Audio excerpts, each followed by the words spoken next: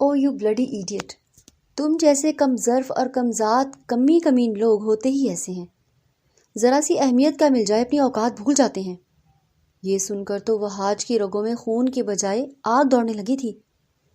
اس نے بڑے غصے سے آگے بڑھ کر میرب کا بازو پکڑا، کہنے لگا شٹ اپ، ایک لفظ بھی تم نے اور بولا نا تو تمہاری جان لے لوں گا۔ میرب اس کا لہجہ اور اس کا غصے سے بھرا انداز دیکھ کر جتنا بھی حیران ہوتی اتنا کم تھا۔ کہنے لگی تم کیا اپنی اوقات بھول گئے ہو؟ کیا یاد دلاؤں کہ تم کون ہو اور میں کون ہوں؟ نشے کی حالت میں لڑکھڑاتے قدموں کے ساتھ میرب اسے غصے سے بپھر کر کہہ رہی تھی۔ وہاج کہنے لگا میڈم، اس وقت تم میرے رحم و کرم پر ہو، سمجھی؟ اس وقت تمہاری حالت ایسی نہیں کہ اپنے قدموں پر کھڑی بھی ہو سکو، اس لیے یہ اکڑ اور یہ لہجہ کسی اور کو دکھانا، وہاج مصطفیٰ کو نہیں۔ میرب بڑی غصیلی نظروں سے اسے دیکھ رہی تھی، پھر کہنے لگی تمہاری اتنی ہمت کہ مجھ سے اس لہجے میں بات کرو، چلو گھٹنوں کے بل بیٹھ کے مجھ سے معافی مانگو اور میرے دوست سے بھی معذرت کرو۔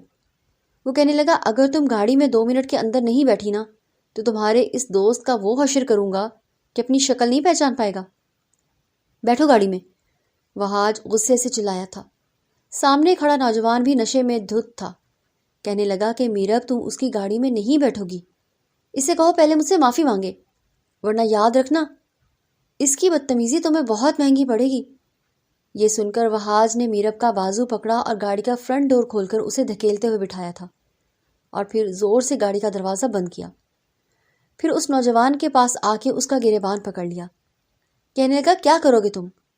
دھمکی کسے دے رہے ہو؟ کیا بگاڑ لو گے میرا؟ کسی کو غریب سمجھ کر اسے ذلیل کرنے سے پہلے یہ سوچ لینا کہ ہر انسان کی کمزوری غربت نہیں ہوتی۔ میں تمہارے منہ کا نقشہ بگاڑ کے رکھ دوں گا اگر دوبارہ تم مجھے میرا بی بی کے آس پاس بھی نظر آئے تو۔ وہ لڑکا کہنے لگا ہاؤ ڈیئر یو مسٹر۔ اس کا یہ کہنا تھا کہ وہاج نے تو اسے اچھی طرح جھنجھوڑ کے پیچھے دھکا دیا تھا، وہ زمین پر جا کے گرا تھا، پھر گاڑی کی دوسری جانب آ کر بیٹھ گیا اور گاڑی کا دروازہ زور سے بند کیا۔ وہ کہنے لگی تم 2 ٹکے کے ڈرائیور، تم بہت بدتمیز ہو، تم گھر چلو، میں بابا سعید سے تمہاری شکایت لگاؤں گی۔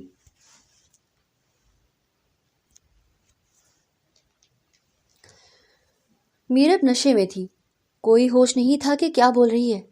وہاج نے ایک تیکھی نظر اس پر ڈالی اور کہنے لگا چپ چاپ بیٹھی رہو، اپنے باپ کا ڈراوا مجھے نہ دیا کرو۔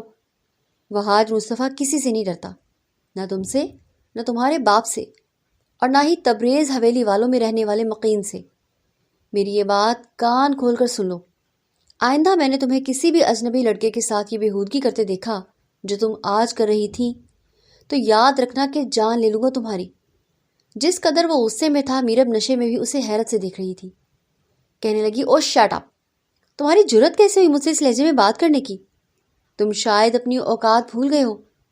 میں بابا سے کہوں گی کہ دیکھ لینا تمہارا کیا حشر کرتے ہیں، اور تم میرا کچھ نہیں بگاڑ سکتے۔ وہاج بہت تیزی سے گاڑی چلا رہا تھا، اس کی باتوں کو بڑی مشکل سے ضبط کر رہا تھا جو بولے جا رہی تھی۔ اس کے لہجے میں اس کی دولت کا غرور تھا جو کہ چھلک رہا تھا۔ وہاج نے کہا میرب اگر تم نے ایک لفظ بھی اور کہا تو یاد رکھنا میرا غصہ اگر میرے دماغ پر چڑھ گیا نا تو میں کچھ بھی کر گزروں گا، سمجھی نا؟ کچھ بھی؟ میرب کہنے لگی کیا کرو گے؟ چلتی گاڑی سے نیچے پھینک دو گے مجھے؟ گولی مار دو گے؟ میرا گلا دبا دو گے؟ اور اس کے بعد تمہارا کیا ہوگا؟ تم میرا کچھ نہیں کر سکتے، بہت جلد میرے باپ کے کتوں کی خوراک بن جاؤ گے۔ تمہیں پتہ نہیں ہے میرے بابا کی طاقت کا، اثر و رسوخ کا، وہ تمہاری نسلوں کو ختم کرنے کی طاقت رکھتے ہیں اور تم ان کے آگے کسی چونٹی کے برابر ہو۔ میرے ایک بار کہنے پر میرے بابا تمہیں مسل کر رکھ دیں گے۔ یہ سننا تھا جب وہاج کی گاڑی ایک دم بریک کے ساتھ رکی تھی۔ کہنے لگا اچھا تو تمہارا باپ مجھے چونٹی کی طرح مسل دے گا، میری نسلوں کو صفحہ ہستی سے مٹا دے گا۔ میرا بی بی آج اور اسی وقت اسی گاڑی میں جو کچھ وہاج مصطفیٰ تمہارے ساتھ کرے گا نا تم کسی کو منہ دکھانے کے قابل نہیں رہوگی، اور میں دیکھتا ہوں کہ تمہارا باپ میرا کیا بگاڑ لیتا ہے۔ جس غضبناک لہجے سے وہ بولا تھا میرب کا دل سوکھے پتے کی طرح سے کانپا تھا اور گاڑی سے نیچے اترا۔ میرب کو بھی فرنٹ ڈور کھولا اور گاڑی کے فرنٹ سیٹ سے میرب کو نیچے اتارا۔ وہ ابھی بھی نشے میں تھی۔ وہاج کہنے لگا ابھی اتارتا ہوں تمہارا نشہ۔ یہ کہنے کے بعد اس نے گاڑی کی پچھلی نشست کھولی اور اسے پیچھے کی طرف دھکیلا تھا۔ وہ پیچھے کی سیٹ پر جا کے گری تھی اور ابھی ٹھیک سے سنبھل کر بیٹھ بھی نہیں پائی تھی جب سنسان سڑک پر کھڑی گاڑی کی پچھلی نشست پر وہاج بھی جا کے بیٹھ چکا تھا۔ میرب اب مکمل طور پر وہاج کے حصار میں تھی۔ نشے کی وجہ سے اتنی قوت نہیں رکھتی تھی کہ اپنا بچاؤ کر سکتی، اور جیسے اس نے چلانے کے لیے اپنے منہ کو کھولا، وہاج نے اس کے منہ پر ہاتھ رکھ دیا، اور پھر وہاج ادب سے ہاتھ باندھے سائیں تبریز کے سامنے کھڑا تھا۔ کہنے لگا، سردار سائیں، آپ کی عزت ہماری عزت ہے۔ آپ جانتے ہیں کہ نسل در نسل سے میرے خاندان کے مرد اور ہمارے باپ دادا نے اس حویلی کی خاطر اپنی جانیں دے دی، لیکن کبھی نمک حرامی نہیں کی۔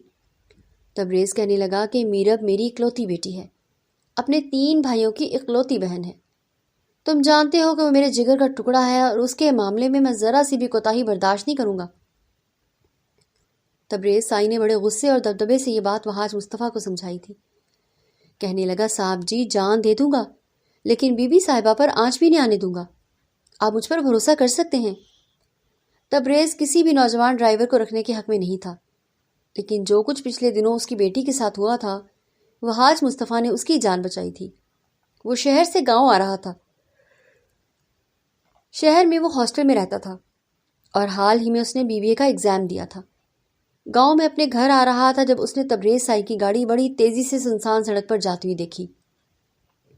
وہ اس بس میں سفر کر رہا تھا، لیکن جیسے ہی وہ گاڑی اس کی بس سے تھوڑا سا آگے گئی، ایک اور گاڑی نے اس کا راستہ روک کر گاڑی کو رکنے پر مجبور کیا تھا، کیونکہ دوسری گاڑی تبریز کے دشمن کی گاڑی تھی۔ وہ بالکل سامنے کھڑی ہو گئی، اور جیسے ہی بس وہاں سے گزری تھی، اندھا دھند فائرنگ شروع ہو گئی تھی۔ یہ دیکھ کر بس ڈرائیور نے بس تیز چلانی شروع کر دی۔ وہاج کہنے لگا، پیچھے سائیں تبریز کی گاڑی ہے اور میرے خیال سے اس گاڑی میں کوئی خاتون بیٹھی ہے، آپ بس یہی روک دیں۔ ڈرائیور کہنے لگا، پاگل ہو گئے ہو، ان کی آپس کی لڑائی ہے، ہم بھلا کیوں ان کی خاطر جان دیں۔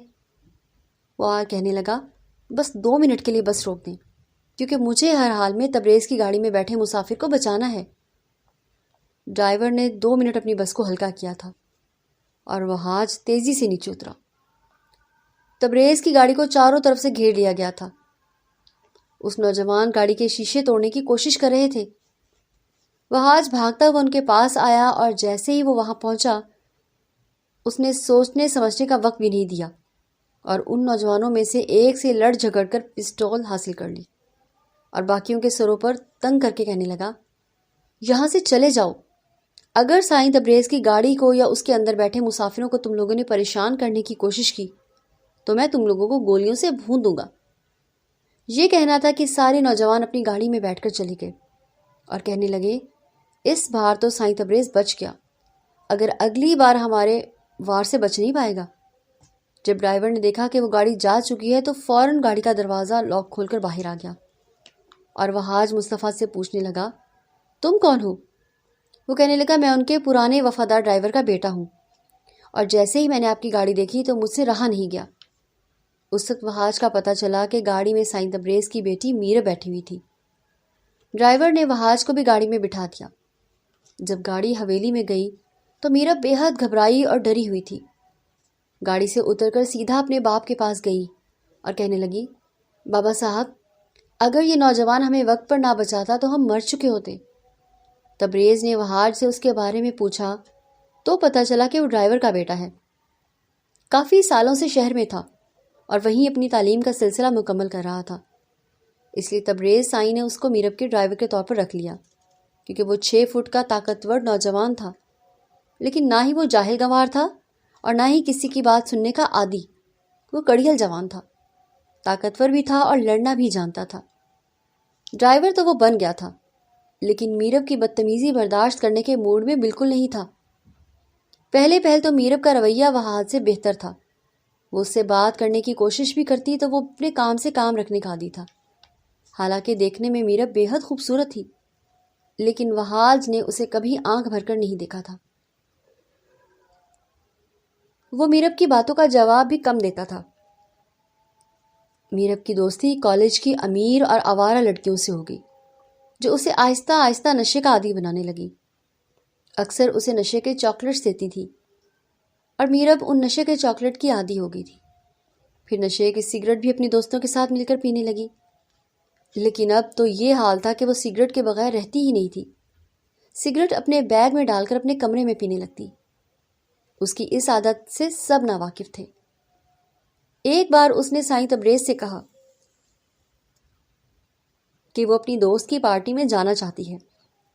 سائیں تبریز نے اسے اجازت دے دی اور وہاج اسے لے کر گیا تھا، لیکن جب وہ اپنی دوست کے بنگلے سے باہر نکلی تو نشے میں چور تھی اور ایک لڑکے کی باہوں میں باہیں ڈالے باہر آ رہی تھی۔ یہ دیکھ کر وہاج کے ہوش اڑے تھے۔ وہ فوراً گاڑی سے باہر نکلا اور میرب کو سنبھالنے کی کوشش کرنے لگا، لیکن وہ اس سے بدتمیزی کرنے لگی۔ وہ لڑکا بھی کافی بد لحاظ تھا، اس لیے وہاج کو بھی غصہ آ گیا اور وہ غصے میں بالکل پاگل سا ہو گیا تھا۔ پہلے تو اس نے غصے سے میرب کو گاڑی کی پچھلی نشست پر پھینکا اور پھر خود بھی گاڑی کی پچھلی نشست پر جا کر میرب کو اپنے حصار میں لے لیا، جو مغرور اور گھمنڈی ہونے کے باوجود اس کے دل کے بہت قریب تھی۔ وہ چاہتا تو اس سے اپنا ہر حق وصول کر لیتا، لیکن وہ بے ہوش ہو چکی تھی، اس لیے کچھ دیر اس کے چہرے کو غور سے دیکھتا رہا، لیکن پھر اگلی نشست پر آ گیا۔ کافی رف ڈرائیونگ کرتے ہوئے اسے تبریز کی حویلی میں لے آیا۔ تبریز کافی پریشان تھا کیونکہ کب سے وہاج کو فون کر رہا تھا، لیکن وہ فون نہیں اٹھا رہا تھا۔ رات کے 1 بجے جب گاڑی حویلی پہنچی اور میرب جو بے ہوش تھی اس کو دیکھا تو تبریز بری طرح سے گھبرا گئے۔ وہ وہاج سے پوچھنے لگا کہ میرب کو کیا ہوا ہے۔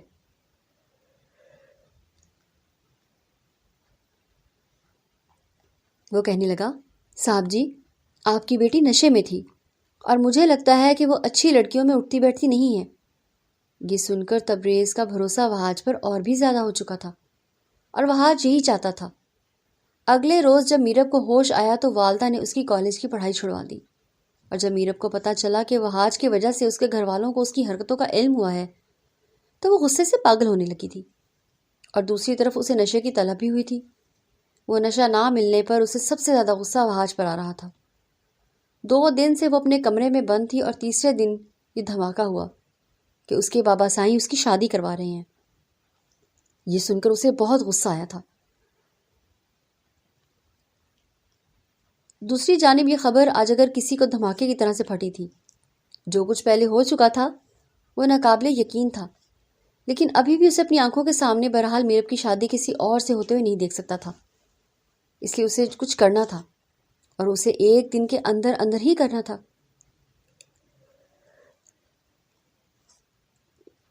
دوسری طرف میرب سوچ چکی تھی کہ کبھی بھی زبردستی شادی نہیں کرے گی، وہ بھی اپنے باپ کے کہنے پر۔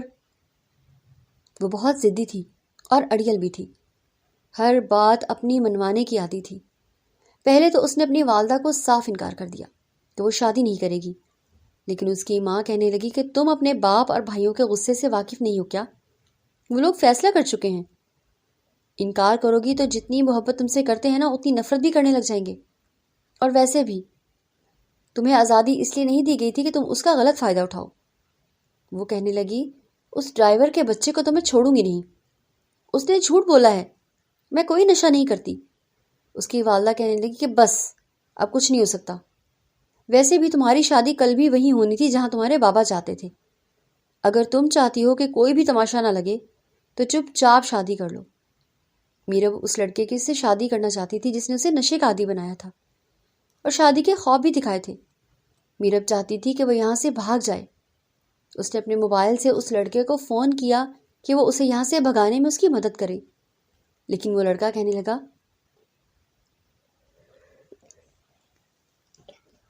کہ وہ اکیلا سب کچھ نہیں کر سکتا۔ پھر اس نے کہا کہ یہ جو ڈرائیور ہوتے ہیں نا، یہ تو پیسوں کے لالچی ہوتے ہیں، تم اپنے ڈرائیور کو پیسوں کا لالچ دو، وہ تمہیں بھگانے میں تمہاری مدد کر دے گا۔ میرب اپنے کمرے سے باہر آئی اور آہستہ سے چلتے ہوئے لاؤنج سے باہر آ گئی۔ اس وقت وہاج بھی پریشان تھا لیکن گاڑی صاف کر رہا تھا۔ میرب اس کے پاس آئی اور کہنے لگی، دیکھو اگر تم میری مدد کرو گے تو میں تمہیں لاکھوں روپے دوں گی۔ وہاج کہنے لگا،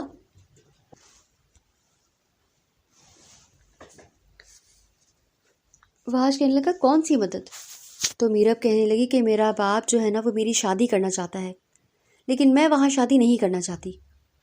اگر تو تم مجھے یہاں سے بھگا دو گے تو میں تمہیں منہ مانگی قیمت دوں گی۔ وہاج نے ایک نظر اس پر ڈالی تھی۔ وہ کہنے لگا جو مانگوں گا دو گی؟ وہ کہنے لگی ہاں، تم جو کہو گے میں کروں گی، جو مانگو گے میں تمہیں دوں گی، بس مجھے یہاں سے باہر نکالو، مجھے نہیں کرنی اپنے کسی بھی جاہل کزن سے شادی۔ یہ تو وہاج بھی چاہتا تھا کہ اس کی شادی کسی جاہل کزن سے نہ ہو۔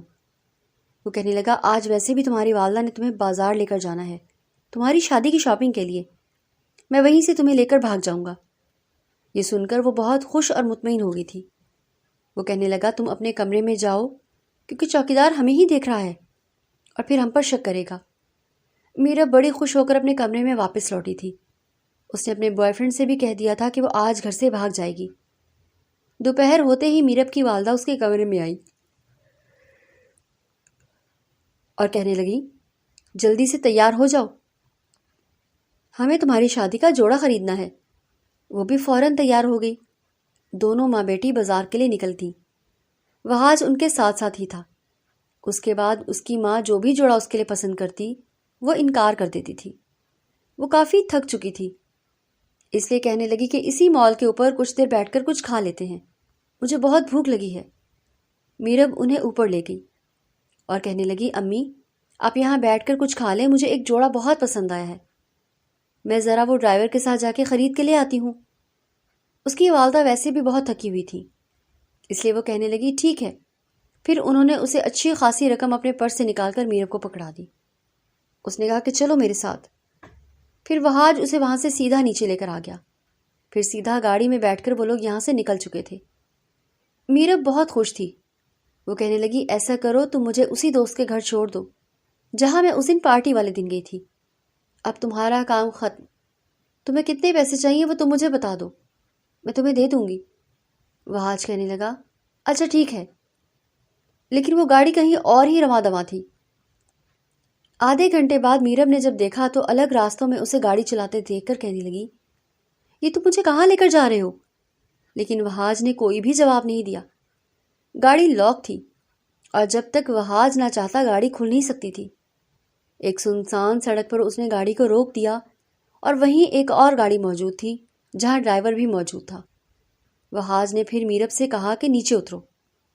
وہ کہنے لگی میں نیچے نہیں اتروں گی، تم مجھے کہاں لے کر جا رہے ہو؟ وہ کہنے لگا تمہیں بھاگنا تھا نا، تم چاہتی تھی کہ تمہاری شادی تمہارے جاہل کزن سے نہ ہو، اس کے بدلے جو میں تم سے مانگوں گا تم مجھے دو گی، اس لیے بنا سوال کیے چلو میرے ساتھ، کیونکہ یہ گاڑی ٹریس ہو سکتی ہے، تمہارا باپ تم تک پہنچ سکتا ہے، بعد میں مجھ سے شکایت مت کرنا۔ یہ بات سن کر میرب گاڑی سے اتری اور دوسری گاڑی میں بیٹھ گئی۔ وہ کہنے لگی تم نے تو بڑی اچھی تیاری کر رکھی ہے۔ تو کہنے لگا کیا کریں، کرنی پڑتی ہے نا، تمہاری طرح بیوقوف تھوڑی ہوں، کچی گولیاں تھوڑی کھا لی ہیں میں نے، سارے داؤ پیچ کھیلنے آتے ہیں مجھے۔ اور وہ دونوں ہی گاڑی کی پچھلی سیٹ پر بیٹھے تھے اور ڈرائیور گاڑی چلا رہا تھا۔ وہ کہنے لگی میں ذرا اپنے بوائے فرینڈ سے بات کر رہی ہوں کیونکہ وہ تو میرا اسی گھر میں انتظار کر رہا ہوگا۔ جیسے ہی میرب نے اپنے پرس سے اپنا موبائل نکالنا چاہا تو وہاج نے اس کے ہاتھ سے اس کا موبائل چھینا تھا اور چھین کر اسے کھڑکی سے باہر پھینک دیا۔ وہ کہنے لگی یہ کیا بدتمیزی ہے، تم نے میرا موبائل کیوں پھینکا؟ وہ کہنے لگا کیونکہ یہ بھی ٹریس ہو سکتا ہے، اب تک تو تمہاری ماں نے واویلا مچا دیا ہوگا اور تمہارا باپ اپنے کتوں کو لے کر تمہیں کسی خونخوار شیر کی طرح ڈھونڈتا ہوا واپس پہنچ جائے گا۔ وہ کہنے لگی پھر میں اپنے بوائے فرینڈ کو کیسے بتاؤں گی کہ میں کہاں ہوں؟ وہ کہنے لگا یہ سب میری ذمہ داری ہے، اب تم بے فکر ہو جاؤ، تم اب محفوظ ہاتھوں میں ہو۔ سفر تھا کہ ختم ہونے کا نام ہی نہیں لے رہا تھا۔ مسلسل پچھلے 8 گھنٹوں سے گاڑی چل رہی تھی۔ ایک مقام پر گاڑی آ کر رک گئی۔ ڈرائیور کہنے لگا صاحب جی آپ نے کچھ کھانا ہے تو بتا دینا، سامنے ڈھابا تھا۔ ڈرائیور کے منہ سے وہاج کے لیے صاحب جی سن کر میرب کو زور کا جھٹکا لگا تھا۔ وہ کہنے لگی تمہارا دوست تمہیں صاحب جی کیوں کہہ رہا ہے؟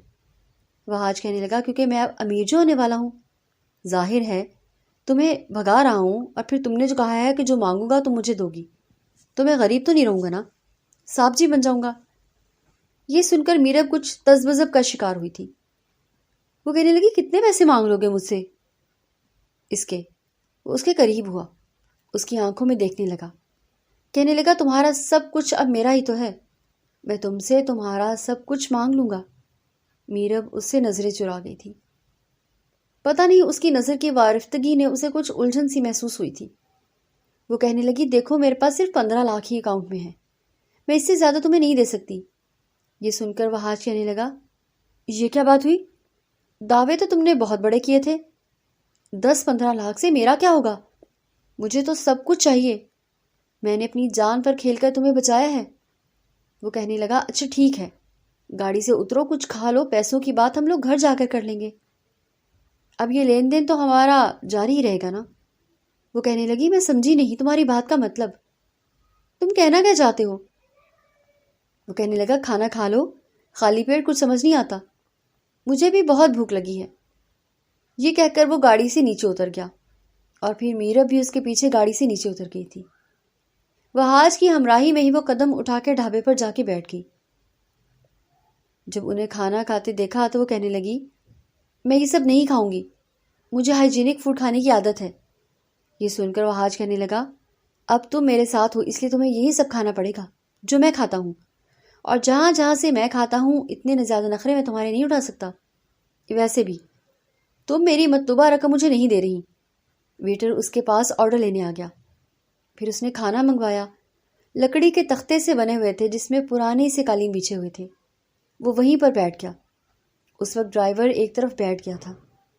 اس نے کھانا منگوایا لیکن میرب سے ٹھیک سے کھایا ہی نہیں گیا تھا، کیونکہ ایسی جگہ پر نہ بیٹھنے کی عادت تھی اور نہ ہی اتنی تیز مرچیں کھانے کی عادت تھی۔ اس نے چند نوالے ہی لیے تھے اور سی کرنے لگی۔ اس کی آنکھوں سے پانی بہنے لگا تھا۔ وہ کہنے لگی، میں نہیں کھا سکتی یہ، لیکن وہ حاج بڑے مزے سے کھا رہا تھا، بلکہ سائڈ پر رکھی پلیٹ سے بھی ہری مرچیں اٹھا اٹھا کر کھانے میں ڈال ڈال کر کھا رہا تھا، اور وہ اسے حیرت سے دیکھ رہی تھی۔ وہ کہنے لگا، 2-4 بار مرچ لگے گی پھر تم عادی ہو جاؤ گی، اور اچھا ہے کہ تم عادی ہو جاؤ۔ وہ کہنے لگی، کیوں؟ میں کیوں عادی ہو جاؤں؟ مجھے کون سا ساری زندگی تمہارے ساتھ رہنا ہے اور تمہارے ساتھ ہی کھانا ہے۔ اس نے بس 3 گلاس پانی کے پیے تھے۔ وہ حاج اس کی بات سن کر مسکرائے ہی جا رہا تھا، اور اس وقت میرب کو وہ زہر لگ رہا تھا۔ بہرحال اس وقت وہ اس کے رحم و کرم پر تھی۔ ایک بار اپنے بوائے فرینڈ کے پاس چلی جاتی تو بس پھر اس کی جان چھوٹ جاتی۔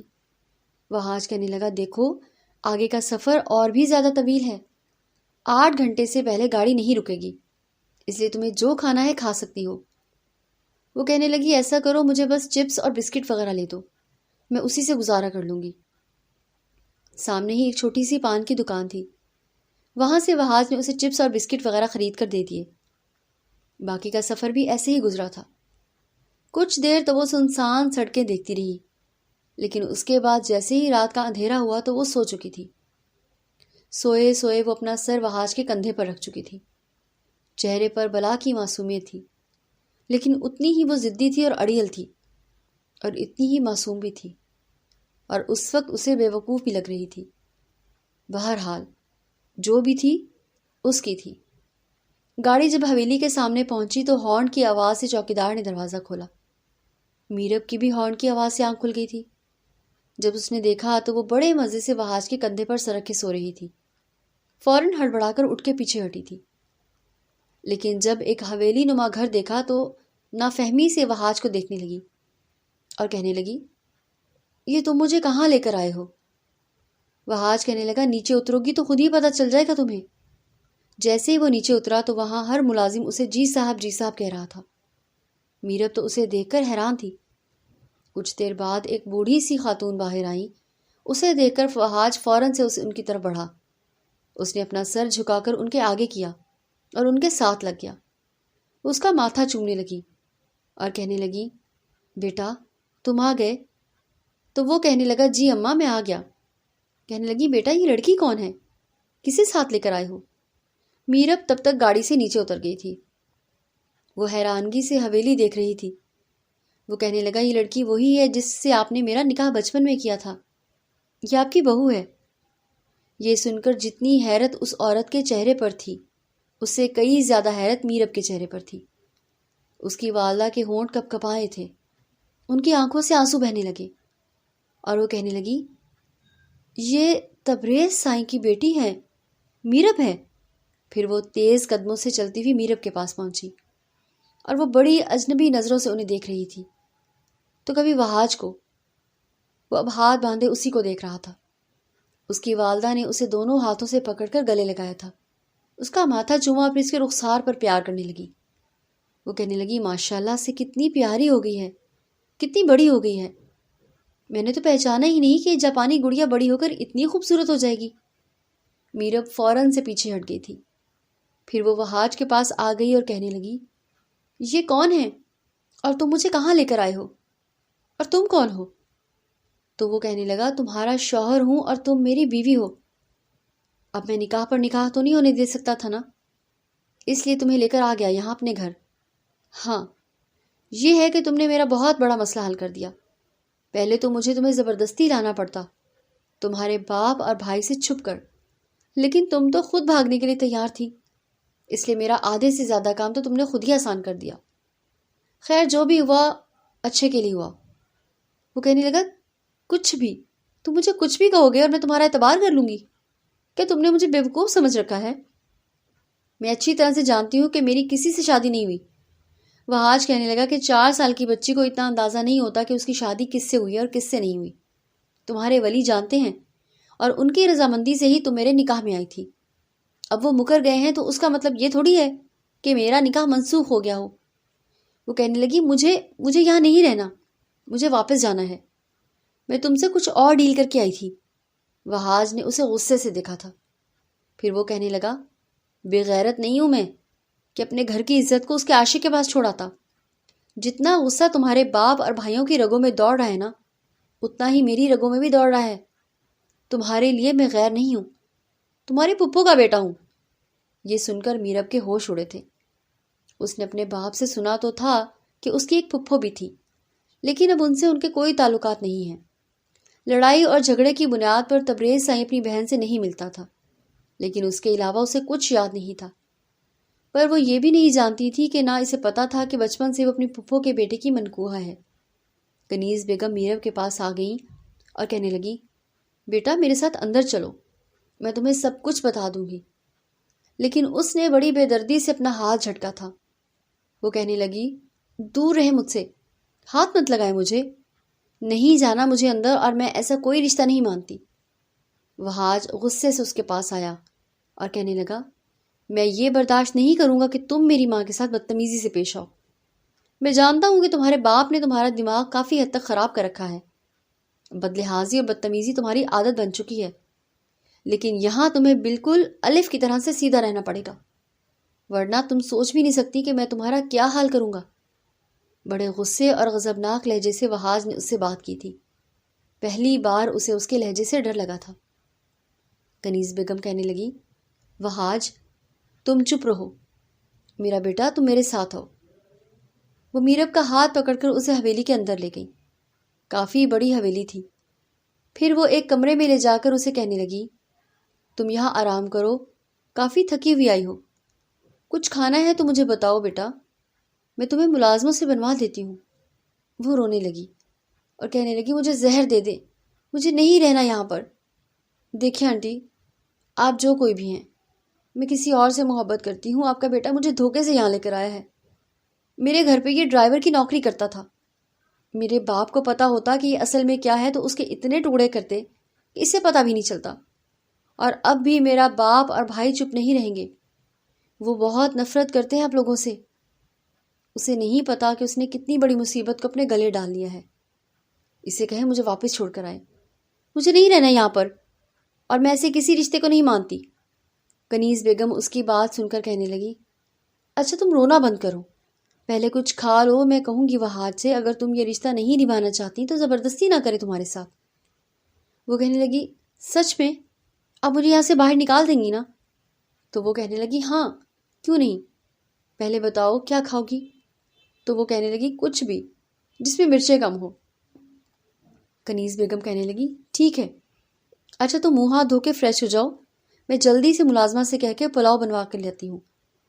جیسے ہی وہ نہا کر باہر آئی تو تھوڑی ہی دیر میں کنیز بیگم ملازمہ کے ہمراہ اس کے کمرے میں آئی تھی۔ کھانے میں پلاؤ تھا اور ساتھ میں کھانا تھا۔ اس نے پیٹ بھر کے کھانا کھایا کیونکہ کھانا واقعی پھیکا اور لذیذ تھا۔ کنیز بیگم کہنے لگی، اب تم سو جاؤ، کل بات کریں گے۔ نیند تو اسے واقعی آ رہی تھی، لیکن آج بہت سے انکشافات اس پر ٹوٹے تھے کہ وہ کسی کی بیوی تھی، اس کی پھپھو بھی تھی، جہاں وہ کسی قید کی طرح آ کر بند ہو چکی تھی۔ کنیز بیگم نے جب میرب کی باتیں وہاج کو بتائیں تو وہ کہنے لگا، بے وقوف ہے وہ جو چاہتی ہے کہ میں کبھی وہ ہونے نہیں دوں گا۔ اور رہ کی تبریز سائیں اور اس کی بیٹوں کی بات، تو اتنا آسان نہیں ہے ان کے لیے یہاں تک پہنچنا۔ اماں، آپ بس رخصتی کی تیاری کریں، میں اور انتظار نہیں کروں گا۔ بیٹے کے خیالات سن کر کنیز بیگم تو پریشان ہو گئی تھی۔ وہ کہنے لگی، بیٹا پہلے اس کا ذہن تو بننے دو، وہ بالکل بھی تمہارا نام سننا نہیں چاہ رہی، اور شادی کچھ اور رشتہ ہوتا ہے۔ وہ کہنے لگا، اسے سدھارنا میرا کام ہے، بس آپ رخصتی کی تیاری شروع کر دیں، اسی جمعے رخصتی ہوگی۔ 2-3 دن تو میرب نے کمرے میں ہی گزارے تھے۔ بار بار کنیز بیگم سے یہی وہ کہتی تھی کہ اپنے بیٹے سے کہیں مجھے واپس چھوڑ کر آئے۔ وہ اسے ٹال مٹول کر کمرے سے چلی جاتی، لیکن ایسے ہی جمعے کا دن بھی آن پہنچا جب انہوں نے ایک عروسی لباس اسے دے دیا۔ یہ دیکھ کر تو میرب کے ہوش اڑے تھے۔ وہ کہنے لگی، یہ کیا ہے؟ تو وہ کہنے لگی، وہ نہیں مانتا، کہتا ہے رخصتی چاہیے۔ میرب کہنے لگی، ایسے کیسے رخصتی چاہیے اسے؟ میں نہیں مانتی اس رشتے کو۔ کنیز بیگم کہنے لگی، دیکھو بیٹا، تمہارے بڑوں کی رضامندی سے ہی تمہارا نکاح ہوا تھا، اور وہاج نے ہمیشہ تمہارے ہی خواب دیکھے ہیں۔ وہ کچھ بھی کرے گا لیکن تمہیں نہیں چھوڑے گا۔ ہاں، تمہاری تسلی کے لیے تم سے تجدید نکاح کر سکتا ہے۔ وہ کہنے لگی، لیکن میں نہیں کروں گی۔ آخر اب سمجھ کیوں نہیں رہی کہ مجھے نہیں کرنی اسے شادی؟ کنیز بیگم اسے بہت سمجھاتی رہی لیکن وہ نہیں مانی۔ باہر آ کر کنیز بیگم نے وہاج سے کہہ دیا کہ وہ نہیں مانتی۔ یہ سن کر وہاج اس کے کمرے میں گیا تھا۔ جب سے اسے اپنی حویلی میں لایا تھا، دوبارہ اس سے نہ تو کوئی بات کی تھی اور نہ ہی اس کے کمرے میں اس کا جانا ہوا تھا، لیکن آج اس لڑکی نے اسے مجبور کر دیا تھا کہ وہ اس کے کمرے میں ایسے جائے۔ جب وہ اس کے کمرے میں گیا تو وہ رو رہی تھی۔ وہاج کو دیکھ کر بیڈ سے کھڑی ہو گئی، اس کے پاس آ گئی اور کہنے لگی، جھوٹے، مکار، دھوکے باز، مجھے پتا ہوتا کہ تم مجھے دھوکے سے یہاں لے کر آؤ گے تو میں کبھی تمہارے ساتھ نہیں آتی، اپنے بابا سائیں سے کہہ کر تمہارے ٹکڑے کروا دیتی۔ وہ کہنے لگا، ہو گیا، کر لیا جو ڈرامہ کریٹ کرنا تھا تم نے۔ دیکھو، رات کو مولوی صاحب آئیں گے، اگر ان کے سامنے تم نے کچھ بھی بکواس کی تو بیوی تم میری ہی ہو۔ میں صرف تمہاری تسلی کے لیے نکاح کرنا چاہ رہا ہوں۔ اگر تم نے انکار بھی کیا تب بھی آج کی رات میں تمہارے ساتھ ہی گزاروں گا۔ میری یہ بات یاد رکھنا کہ نہ تو تم میری ماں مجھے روک سکتی ہے اور نہ ہی تم، اور اچھی طرح سے سوچنا کہ تم نے کیا کرنا ہے، کیونکہ جب تک تم زندہ ہو تم اس حویلی میں میری بیوی کی حیثیت سے ہی رہو گی۔ وہ کہنے لگی، تمہیں یہ سب بہت مہنگا پڑے گا وہاج، میرا باپ اور میرے بھائی تمہیں چھوڑیں گے نہیں۔ وہ کہنے لگا، میں نے بھی چوڑیاں نہیں پہن رکھی ہیں، اسی خاندان کا حصہ ہوں، جو ہوگا دیکھا جائے گا۔ فی الحال اپنے دماغ سے تم یہ خناس نکال دو کہ میں تمہیں تمہارے کسی عاشق کے پاس چھوڑوں گا۔ ہمارے ہاں ہماری عورت ہماری غیرت ہوتی ہے، اور غیرت کی خاطر ہم جان دے بھی دیتے ہیں اور لے بھی لیتے ہیں، اور میرے خیال سے یہ بات تم اچھے طریقے سے جانتی ہو کیونکہ تم بھی اسی ماحول میں پلی ہو۔ مجھے تمہیں زیادہ سمجھانے کی ضرورت نہیں ہے۔ مولانا صاحب کے سامنے تم نے کچھ بھی الٹی سیدھی بات کی تو یاد رکھنا میں ہاتھ اٹھانے سے بھی گریز نہیں کروں گا۔ وہ لہو رنگ آنکھوں سے اسے بولتا ہوا اچھا خاصا دھمکا کر واپس آیا تھا، روتے دھوتے ہی صحیح، لیکن وہ دلہن بن گئی تھی۔ مولانا صاحب کے سامنے بھی ایجاب و قبول کر لیا۔ رات کو جب وہ کمرے میں آیا تو میرا بے حد نروس تھی۔ آج تو وہاج کی آنکھوں میں اتنا کچھ تھا کہ بیان سے باہر تھا۔ اس نے دروازہ بند کیا اور پھر کنڈی لگائی۔ میرب کو لگا جیسے اس کا دل کسی نے مٹھی میں دبوچا ہو۔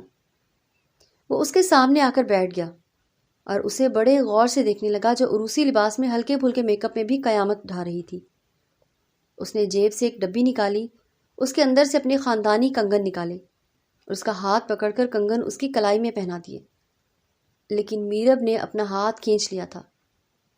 وہ کہنے لگی، دیکھو، یہ نہ سمجھنا کہ میں نے تم سے نکاح کر لیا ہے تو باقی سب کچھ بھی کروں گی، پلیز مجھ سے دور رہو۔ وہاج کہنے لگا، آج کی رات تو مشکل ہے، میرا تو ایسا کوئی ارادہ نہیں ہے۔ میں نے رخصتی اس لیے تو نہیں کی کہ میں صبر کے امتحان تمہیں دوں۔ یہ جو تم دلہن بنی ہوئی ہو میرے لیے ہی تو بنی ہو، پھر کیسے ممکن ہے کہ میں اپنی دلہن کو آج بخش دوں؟ آہستہ آہستہ اس کا لہجہ خمار آلود ہو رہا تھا۔ اس سے پہلے کہ وہ اس کے اور قریب آتا وہ رونے لگی، اس کے سامنے ہاتھ جوڑنے لگی۔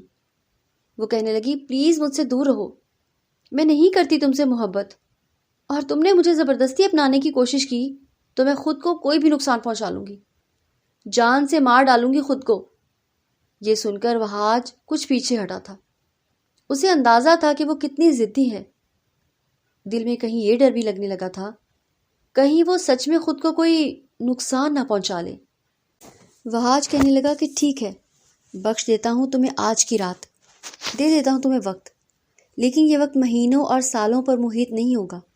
یہ کہہ کر وہاج نے اپنا تکیہ اٹھایا اور صوفے پر جا کے لیٹ گیا۔ میرب نے بھی سکون کا سانس لیا تھا۔ وہ چاہتی تھی کہ کسی نہ کسی طرح سے اپنے بوائے فرینڈ احمد سے رابطہ کر لے اور اس کے ساتھ بھاگ جائے، لیکن اسے یہ پتہ نہیں تھا کہ وہ اسے لایا کہاں ہے، یہ کون سا گاؤں ہے، کون سا قصبہ ہے۔ حویلی سے باہر وہ جا نہیں سکتی تھی، کیونکہ وہاج نے اپنے ملازمین سے صاف کہا تھا کہ میرب پر نظر رکھیں اور وہ حویلی سے باہر نہ نکلنے پائے۔ چند دن بڑی خاموشی سے گزرے تھے۔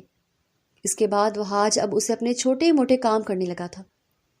کبھی وہ اسے کہتا کہ میرے کپڑے الماری سے نکال کر بیڈ پر رکھ دو، پھر وہ میرب سے اپنے جوتے بھی پالش کروانے لگا۔ یہ سن کر میرب اس کا منہ حیرت سے دیکھنے لگی تھی۔ وہ کہنے لگی، تمہارا دماغ تو ٹھیک ہے، میں کیوں تمہارے جوتے صاف کرنے لگی؟ وہ بیڈ پر ہی بیٹھی تھی، اپنے ناخن پر ناخن پالش لگا رہی تھی۔ وہ کہنے لگا، تم کیوں نہیں کر سکتی؟ سب کی بیویاں یہ سب کام کرتی ہیں، کیا تمہاری بھابھی یہ سب نہیں کرتی تھی؟ وہ کہنے لگی، وہ میرب نہیں ہے اس لیے کرتی ہیں، میں نے تو آج تک کبھی پانی بھی خود اٹھ کر نہیں پیا تھا۔ اگر تمہیں یہ سب کام ہی کروانا تھا تو اپنے جیسی کسی لڑکی سے شادی کر لیتے۔ یہ سننا تھا کہ وہ اس کے برابر میں بیٹھ گیا اور کہنے لگا، دیکھو اگر تم میری بات نہیں مانو گی تو میں تمہاری بھی کوئی بات نہیں مانوں گا۔ میرب نے اس سے کہا، کیا مطلب تمہاری اس بات کا؟ وہ کہنے لگا، اگر تم میرے چھوٹے چھوٹے کام نہیں کرو گی نا تو پھر میرا بھی جو دل چاہے گا میں رات کو کروں گا۔ یہ سن کر میرب نے بڑے غصے سے اسے دیکھا تھا اور وہ اس کی طرف دیکھ کر مسکرا رہا تھا۔ اس نے ناخن پالش بند کی اور اٹھ کر کھڑی ہو گئی، الماری کھولی اور اس کا ایک سوٹ جو کہ پریس شدہ ہینگر میں لٹکا ہوا تھا نکال کر بیڈ پر رکھ دیا۔ وہ کہنے لگا، میرا والیٹ، میری گھڑی اور میرے جوتے بھی رکھ دو، مجھے ہر چیز پرفیکٹ چاہیے۔ یہ کہہ کر وہ تولیہ لے کر واش روم میں چلا گیا۔ ایک ایک دراز دیکھنے کے بعد میرب نے اس کی ساری چیزیں اکٹھی کی اور بیڈ پر پھینک دی اور خود منہ بناتے ہوئے پھر سے جا کر بیڈ پر بیٹھ گئی۔ جب وہ باہر آیا اور اپنی ساری چیزیں دیکھ کر ایک مسکراہٹ اس کے چہرے پر پھیلی تھی، وہ کہنے لگا، چلو شاباش، اٹھو جا کے میرے لیے ناشتہ بناؤ۔ میرب کہنے لگی، مجھے کچھ نہیں آتا بنانا۔ وہ کہنے لگا، کچن میں ملازمہ موجود ہے، وہ تمہاری مدد کر دے گی، تمہیں سب سکھا دے گی، لیکن آج کے بعد میں ناشتہ تمہارے ہاتھ کا ہی کھاؤں گا اور کھانا بھی۔ مجھے ٹپیکل گھریلو قسم کی بیویاں زیادہ اچھی لگتی ہیں۔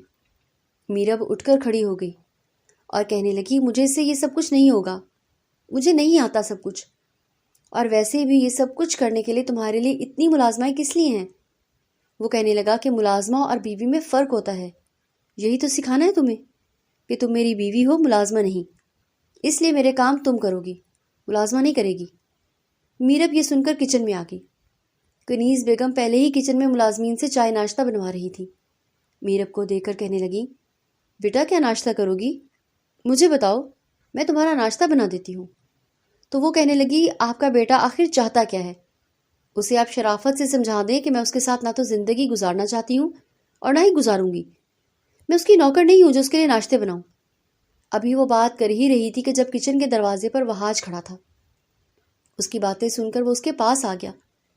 کنیز بیگم بھی اس سے کہنے لگیں، وہاج، تم جانتے بھی ہو کہ اسے کام کی عادت نہیں ہے، تو کیوں اسے پریشان کر رہے ہو؟ وہ کہنے لگا، اماں، جب آپ کی شادی ہوئی تو آپ کو بھی کام کی عادت نہیں تھی نا، لیکن آپ نے بھی بابا کے سارے کام اپنے ہاتھ سے کیے تھے، کھانا بھی بنانا سیکھا تھا، تو پھر یہ کوئی نواب کی بچی نہیں ہے اور نہ ہی میں اسے یہاں پر اس کے نخرے اٹھانے کے لیے لے کر آیا ہوں۔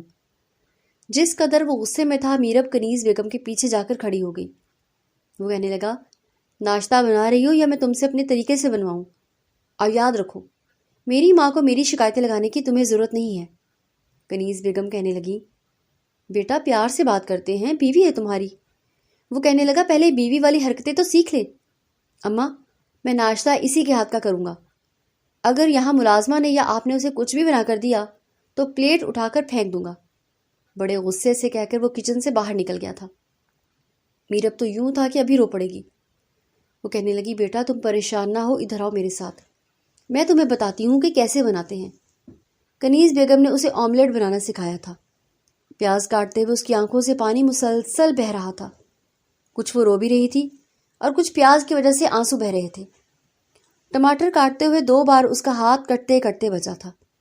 بڑی مشکل سے اس نے آملیٹ بنایا تھا، اور پھر ناشتہ لے کر جب وہ ڈائننگ روم میں گئی تو وہ اسی کو دیکھ رہا تھا۔ دونوں پلیٹیں اس نے پٹک کر اس کے سامنے رکھی تھی اور دوپٹے سے اپنا پسینہ صاف کرنے لگی۔ زندگی میں پہلی بار اس نے کچن کی شکل دیکھی تھی۔